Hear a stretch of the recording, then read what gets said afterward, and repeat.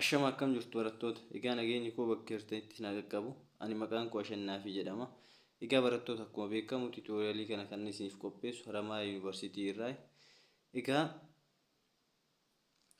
yeroo darbe barannoo sadaffaa jalatti herreega kutaa torbaffaa boqonnaa 5 ijaarsa fi amaloota pareeloogiraamii karaa salphaa fi akkasumas immoo karaan danda'uun isiniif ibseetoon ture. Har'a immoo kan nuti waliin ilaallu ijaarsa fi amaloota pareeloogiraamii addaa kan ta'u ta'a. Egaa kallattumaan osoo gara barumsa keenyaa hin seeniin gaafii salphaa barataan kamuu deebisuu danda'uu fi akkasumas ammoo hagarraa osoo hin deebisne gaafii turtan wayyaa isin gaafadhu. Gaafiin koo inni dura barattoonni baay'een ni ilaaltu viidiyicha yookaan ammoo tiitooriyaalii fooloo ni gootu. Garuu ammoo parsantii 100 keessaa akkas barataa 3 hanga 2tu sabiskiraayibis godha akkasumas immoo laayikii godha. Kanaafuu gaafii tokkoffaan maaf sabiskiraayibii hin goonedha. Kanaafuu barattoota akkuma ilaaltan chaanaaliin kun haarawaa garuu ammoo barattoonni baay'een sabiskiraayibii godhaa hin jirtani. Egaa no pay no gain, no payment no gain akkuma jedhamu san still tiitooriyaalicha eega fayyadamaa jiraattanii waan tokko waan isin hin miineefu sabiskiraayibii akka gootanii isin gaafadha. Egaa gaafiin koo kana mee barataan deebisaa deebisuu danda'u. Kanaaf sabiskiraayibii hin goone nama dhibaa namni jettan koomentii jalatti naa barreessaa yookaan ammoo rakkoo hin qabu. Yoo isin hin barbaachisne godhuu dhabuu isin dandeessu. Garuu ammoo sabiskiraayibii godhana fayyada. Egaa kallattumaan gara barumsa keenyaa haa gallu. Ijaarsa fi amaloota pareeloogiraamii addaa jedha. Ijaarsa fi amaloota pareeloogiraamii addaa jedha. Egaa barattoota rektaangilii iskuweerii roomboosiin gosoota rogarfee pareeloogiraamaa addaa jedhamu. Egaa barattoota pareeloogiraamiidha. Garuu ammoo maal jennaan pareeloogiraamii addaa jennaan. Maaliif pareeloogiraamii ta'anii osoo jiraniyyuu maaf pareeloogiraamii addaa jedhuun hin barbaachise yoo jettan isinitti tokkoffaa danaaleen diriiroo sadeen kun amala pareeloogiraamiin qabu hunda ni qabu. Itti aansuun immoo dabalataan amala isaanii of danda'e yookaan ammoo amala pareeloogiraamii irraan hafe waan qabaniif pareeloogiraamii addaa jedhuu hin dandeenya. Ibsoo irratti akkuma ilaaltan pareeloogiraamota irraa gosoonni rogarfee sadan kunniin pareeloogiraamii ta'uu isaaniif amaloota pareeloogiraamii hunda qabaachuu isaaniiti jedha. Lammaffaa irratti ammoo adda jedhamuu isaanii amala pareeloogiraamii irratti dabalatee amala of danda'e waan qabaniifu pareeloogiraamii addaa jedhama yookaan immoo special types of parallelogram jedhama. Sababni isaatis amala yookaan immoo property parallelogram qabu hundaa ni qabani. And in addition to that they have their own properties that makes them special. Kana jechuun amala special isaan godhu yookaan ammoo amala adda isaan godhu parallelogram irraa qabaachuun isaanii parallelogram addaa isaan jechisiisa jechuudha. Kanaafuu parallelogramota addaa jechuun maal jechuudha yoo isin jedhan danaa diriiraa amala parallelogiraamiin qabu ta'anii akkasumas ammoo amala parallelogiraamii irratti dabalatee amaloota isaanii ta'e kan qaban they are what we call special types of parallelogram or parallelograamii addaa jechuudha. Kanaafuu isaanis kam eenyu isin jenne rectangle, square fi rhombus. Mee tokkoffaa irratti rectangle itti haa ilaallu. Rectangle egaa barattoota rectangle kun rogarfee diriiraa yookaan danaa diriiraa roga afur qabu akka ta'e hin beektanii yookaan ammoo itu pareeloogiraamii jala eega ta'e danaan kamuyyuu gosa pareeloogiraamii eega ta'e dirqama roga afur hin qabaata. Kanaafuu mee iskweeratti haa ilaallu.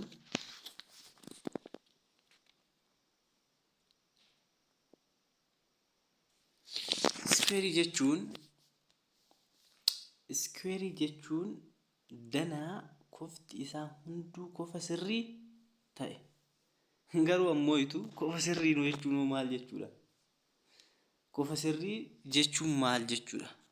Barattoota yoggaa yaadattan kofa sirrii jechuun kofa maal ta'edha? Kofa acute jechuun kofa kamii? Akkasumas ammoo itu kofa maaloti ilaalle kofa acute kofa sirrii akkasumas immoo kofa obtuse jennee waliin ilaallee turre. Kofa sirrii jechuun kofa safarri isaa meeqa ta'e? Safarri isaa 90 digirii ta'e. Kofti safarri isaa 90 digirii ta'e kofa sirrii waliin jennee turre. Kanaafuu pareeloogiraamiin kofti isaa hundi kofa sirrii ta'an pareeloogiraamii maal jennaan? Pareeloogiraamii reektaangilii jennaan. Reektaangilii pareeloogiraamii dhuma garuu ammoo itu maal inni? Safarri kofa isaa 90 yookaan ammoo itu kofa sirriidha jechuudha. Mee amaloota reektaangilii yaa ilaallu. Akkasumas ammoo itu wal fakkeenyummaa pareeloogiraamii waliin qabanii fi adda addummaa isaanii yaa ilaallu.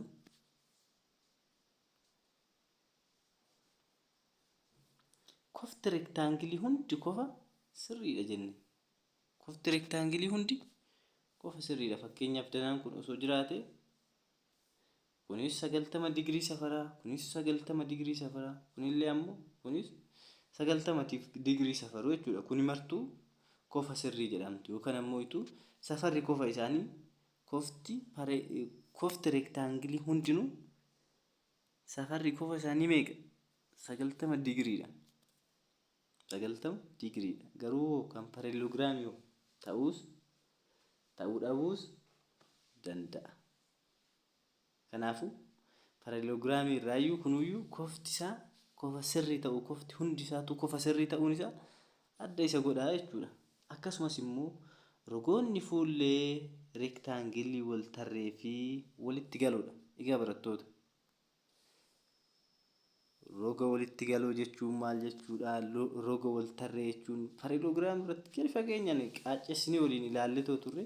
Kana badaa asirra deddeebi'uun faayidaa isiniin qabata jedheetu hin yaadu. Akkasumas immoo amala itti aanutti yoggi deemu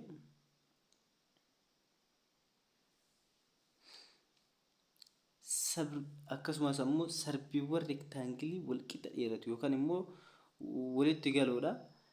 Tuqaan wal qaxxaamura sarbiiwwan reektaangilii sarbiiwwan kana bakka wal qixaa lamatti maal godhu? Qoodaa jedha. Egaa akkuma beekamu sarbii jechuun sarara dhaabbataa kamii? Sarara dhaabbataa kofa fuullee tokkoo yookaan ammoo itu kofa fuullee tokko wal qabsiisatoo jiru sarbii kan jennuun ta'a. Kanaafuu sarbiiwwan wal qaxxaamura tuqaan wal qaxxaamura sarbiiwwan reektaangilii sarbiiwwan bakka wal qixaa lamatti qooduu jedha. Kanaafuu kanallee akkasitti hubachuu hin dandeessu jechuudha. Hubadhu jedha. Amma asitti hojiin yookaan ammoo itu as iddoon qormaataa jechuudha. Iddoon qormaata keessanii yeroo baay'ee yookaan ammoo itu jechuu kanan barbaade iddoo barsiisotiin illee qormaata itti isinii baasan iddoo tana jechuudha. Rogarfeen sarbiiwwan wal qixa qaban hundi reektaangilii jedhamu jedha. Yookaan ammoo rogarfeewwan sarbiiwwan walqixaa qaban hundi reektaangiliidha jechuu hin dandeenyu jedha. Maaliif isinitti fakkaate barattoota? Rog-arfeewwan sarbii walqixaa qaban hundi reektaangiliidha jechuu hin dandeenyu. Sababni jedheef fakkeenyaaf pareeloogiraamii irratti pareeloogiraamiin sarbiiwwan walqixaa qabaa jenneetu turre. Kanaafuu asitti rog-arfeen reektaangiliin kunis sarbiiwwan walqixaa qaba. Pareeloogiraamiis walqixaa qaba. Kanaafuu rog-arfeewwan sarbiiwwan walqixaa hundi reektaangiliidha jechuu hin dandeenyu jechuudha. Kanaafuu kana hubachuu qabdanii jechuudha. Reektaangiliin amaloota pareeloogiraamii hundaa ni qabaa jedha. Kun yommuutu akkuma ilaaltan reektaangiliin amala pareeloogiraamiin qabu hunda ni qaba. Garuu immoo ida'uu sanii amala of danda'es ni qaba. Kanaafuu reektaangiliin hundi pareeloogiraamiidha. Garuu ammoo pareeloogiraamii hundi yookaan ammoo pareeloogiraamii hundi reektaangiliidha jechuu hin dandeechanii jechuudha. Kanaafuu kan akkasitti hubachuu hin dandeessu jechuudha.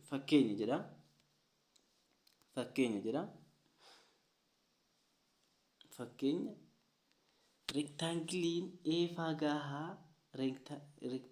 E faagaa safarri faagaa E 50 yoo ta'e safara OH barbaade akkasumas immoo gatiidhaa barbaade jedha. Caarratti immoo dheerina sarbiiwwan reektaangilii kanaa barbaade jedha. Egaa barattoota dheerina rogoota isaanii barbaaduuf kofa faagaa O ida'uu kofa faagaa O akkasumas immoo ida'uu kofa gaafaa O kan walitti idaanee ida'amni isaanii 180. Sababni isaatis ida'amni isaanii 180 rog-sadee waan godheetoo jiraatuuf. Kanaafuu salphaadhumatti safara faa oogaa barbaaduu barbaaddan faa oogaa kana yoo barbaaddan 50 ida'uu 50 qixxeetaa 180 itti. Sababni isaatis safarri rog-sadee keessa rog-sadee tokko 180 waan ta'eefu. Kanaafuu maal godhuu dandeessu? Faa oogaan qixxeetaa 180 hir'isuu 100 jettanii 80 argachuu ni dandeessu jechuudha safara isaa. Akkasumas ammoo yoggaa gatiidhaa argachuu barbaaddan gatiidhaa amma dheerinni Eedhaa hanga Ootu meeqa isinii kennamte? 2 ida'uu 19. Dheerinni asii fi hanga asii immoo kan isinii kennamte faadhaa hagoo isinii kennamte 5 ida'uu 10ti. Asitti akkamitti gatiidhaa argachuu dandeenya yoo jettan dheerinni Eedhaa haga O qixxeetaa dheerina Oodhaa hanga faa jettanii hojjechuu ni dandeessu jechuudha. Sababni isaatis kana jechuun 5 ida'uu 10 walqixa ta'a 2 ida'uu 19ti. Kanaafuu gatiidhaa keenya argannu 2 tana ganana ceesistu. Yoggaa ceesistanii walirraa hir'istan 3 qixxee ta'a meeqa 10 tana immoo garas ceesistu meeqa ta'a 9. Kanaafuu gatiin xaa keenya meeqa? irra 3 yoo goon gatii xaa meeqa argattu? 3 argattu. Gatii xaa 3 argattu jechuudha. Dheerina sarbiiwwan kanaa argachuuf ammoo yoo barbaaddan gatii xaa keessatti galchitanii gatii xaa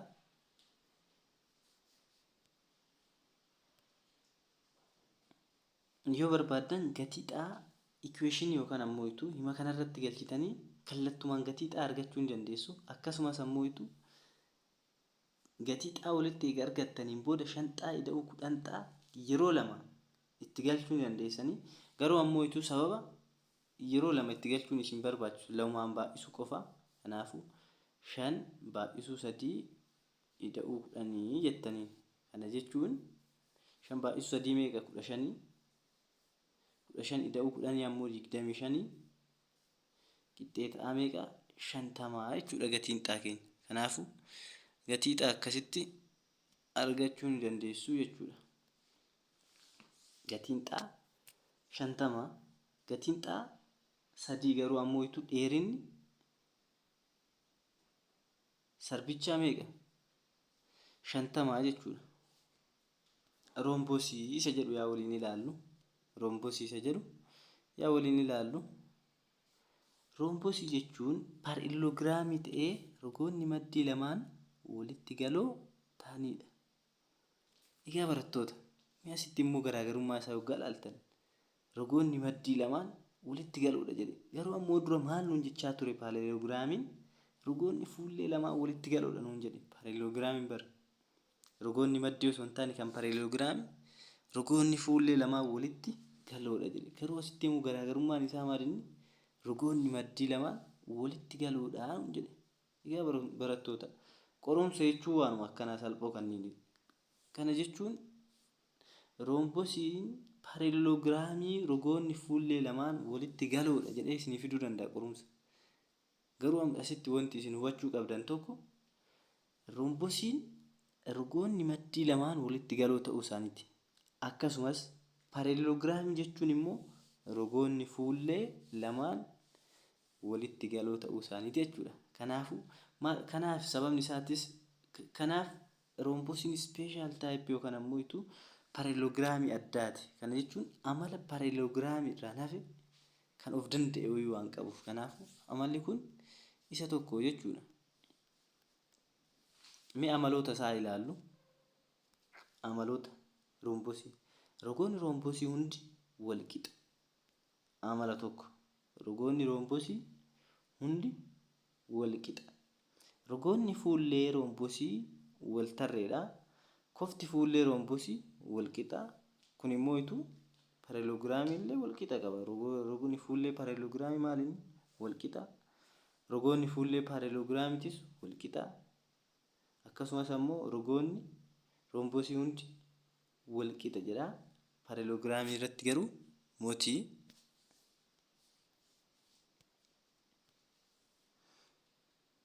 iddoo wal qixa ta'etti wal qoodu jedha. Akkasumas kunis amala isa arfaffaadha. Amalli inni jahaffaan immoo sarbiiwwan roomboosii walii isaaniif perpendikulaariidha. Egaa barattoota kunillee amala paralleloogiraamii irraa adda isa taasisu tokko sarbiiwwan roomboosii walii isaaniif maalidha jedhe perpendikulaariidha.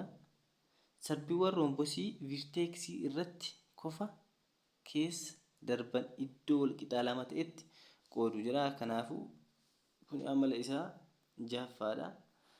Egaa barattoota har'aaf nugaa yeroo itti aanu iskuweerii kan waliin ilaallu ta'a.